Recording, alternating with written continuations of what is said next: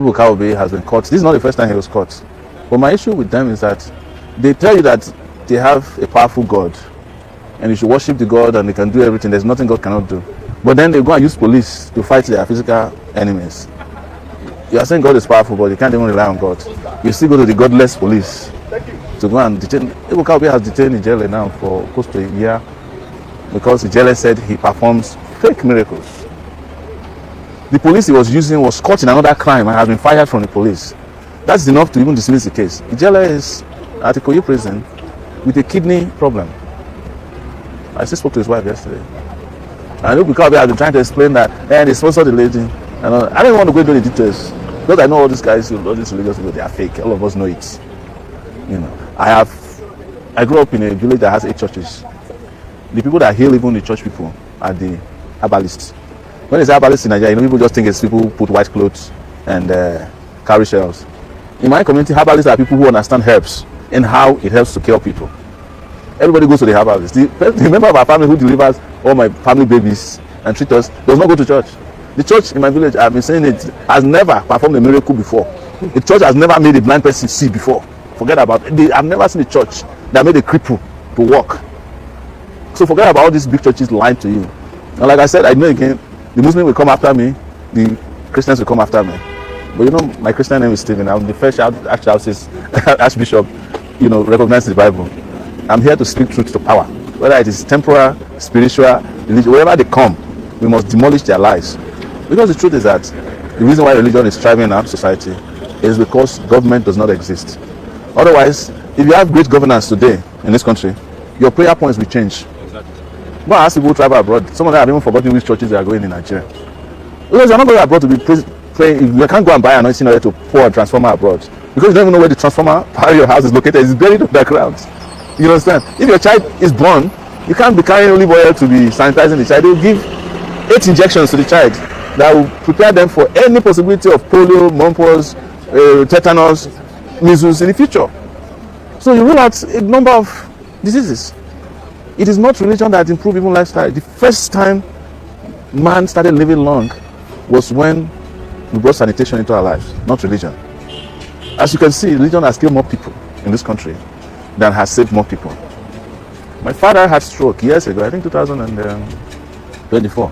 I was not in the country. My brothers took my father to a crusade. That was where his condition got worse. Reverend Banke, that German guy that used to come and scam Nigerians. More people die out of the stampede at his crusades than anything else. You can never prove to you that he healed somebody, but there's somebody who is likely to die at this stampede, or somebody's leg will be broken, and they won't be able to find him to fix it. It's hospitals that fix it. Let's even tolerate religion to a point that we say there's God. God has already created everything you need. You understand? Even according to all the religious texts, they said God created heaven and earth, and He placed you there. If God wanted you to be in heaven, He would have created the earth. And interestingly, God does not live in heaven. God lives elsewhere, because that's where He came from to come and create heaven and earth, and went back there. Maybe it's a boss quarter somewhere. I don't know. But the biggest problem with religion is that even people who are religious preachers don't understand religion. Because most of the people who are pastors today are people who couldn't make it in real life. They went to school, they failed. Or some who don't want to do serious work.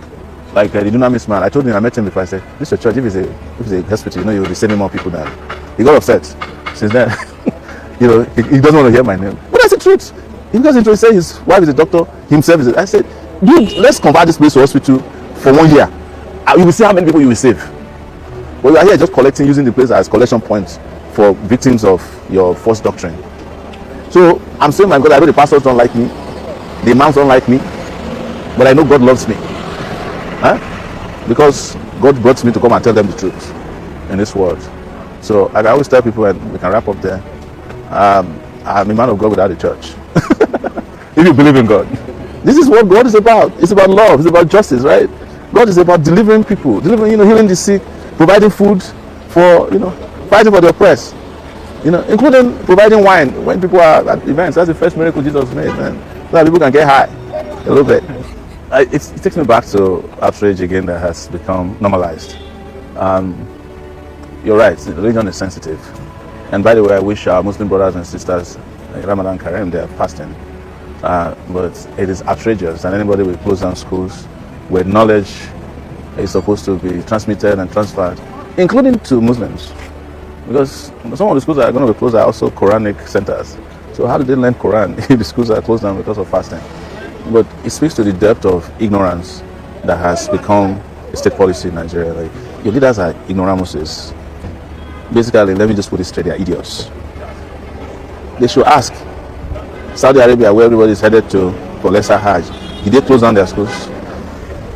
They can't even afford to, because they need the schools to produce the next Quranic leaders. But your governors are not interested. I keep saying that the less the territorial space available in Nigeria, the better for those who are accidentally in government. And this is how they control the mind of the so-called public. And let me be clear, it's not limited to the North. Religion is a global problem. That is why Karl Marx says that religion is the opium of the masses. The moment they sniff it, they lose their minds. And the more we separate the state from religion, the better. Say, when I become the president of Nigeria, I said, the state will have no business with religion. So I can't be president and come and close down schools because of fasting. No. If you want to close down anybody, close down the government house. Because that's where, so that you can stop the corruption, that we can reinvest it in sending children to school. The schools instead should provide food so that when children are about to leave, you break their fast. Bring them back early in the morning to break their fast and continue education. Do you know that scientifically, when people are fasting, their minds are clearer and they are purer? Scientifically, is this not even spirituality? If you fast, you are a better person than a person who is not fasting. Your brain works because the distribution of nutrients goes to where it should be. But when you eat too much, you're just bogged down by hubris. So fasting is actually a better time to learn. It's your mind is clear. You're not distracted. And if you are a Muslim, you are fasting as a process of purification. How are you? You are purifying your mind and no distraction, so you learn better. But idiots don't know any of these things. Sowore came out to address this Ebuka Obi testimony video that have been trending all over the internet. Well, he made a valid point in all that he said, but there are some few comments he made which I did not quite accept. Yes, that is his own opinion, and I am also entitled to my own opinion. Well, you believe what you believe in. Christianity, Islam, he said so many things about Christianity and about Islam. He didn't focus only on Christianity, which I loved the way he addressed the whole issue. He is quite right, because if the system is working right, there will not be any need for miracle, all this miracle people are looking for. There will not be any need for it. But just that the system is already bad. That's why you see people going from one pillar to another, seeking for miracle where there is none.